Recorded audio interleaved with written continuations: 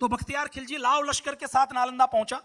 नालंदा को चारों ओर से घेर लिया और नालंदा को घेरने के बाद बख्तियार खिलजी ने सारे वहां के कुलपति को बुलाया, वहां के सारे एचओडीज को बुलाया और 4 मंजिला जो पुस्तकालय था जिसमें 90 लाख पांडुलिपियां थी, जिसके बारे में वेनसांग ये लिखता है कि पुस्तकालय इतना ऊंचा था ऐसा लगता था कि बादलों से बात कर रहा है।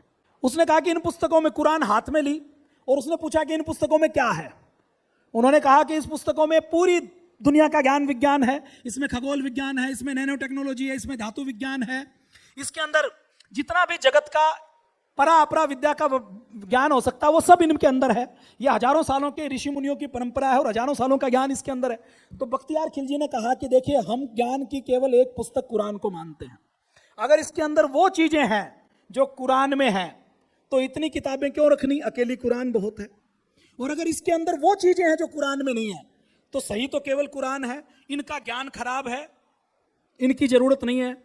और उसने पूरी 90 लाख पांडुलिपियों को आग लगा दी, पूरे नालंदा विश्वविद्यालय को आग लगा दी। 10,000 विद्यार्थी जिसमें पढ़ते थे, आवासीय विश्वविद्यालय था। अभी भी 10,000 विद्यार्थियों का आवासीय विश्वविद्यालय आपको पूरी दुनिया में नहीं मिलेगा। हर एक बच्चे का अलग से कक्ष था।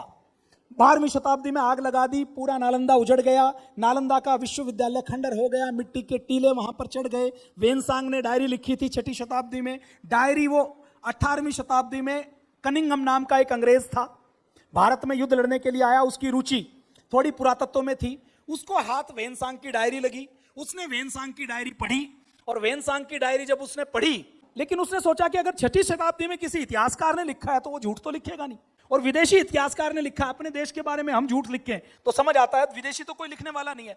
तो वो पटना में जितने मील उसने कहा था उसकी कैलकुलेशन करके उतने मील वहां पर गया और उसने देखा कि एक बड़ा सा टीला बना हुआ है। कनिंघम नाम के अंग्रेज ने 1870 में, जब अंग्रेज ये कहते थे कि भारत में कोई गुरुकुल, कोई विद्यालय नहीं था, भारत में पढ़ाई नहीं थी, हमने भारत में शिक्षा व्यवस्था दी और उसका कोई प्रमाण भी हमारे पास नहीं था कि हम उनको बता सके। तो जब कनिंघम ने उस टीले की खुदाई करनी शुरू की तो 30 सालों तक खुदाई होती रही और जब खुदाई हुई तो 4 मंजिला नीचे ये सारे खंडहर निकले और वेनसांग ने जो कहा उसके ऊपर मोहर लगी कि भारत ज्ञान विज्ञान के अंदर सर्वश्रेष्ठ था।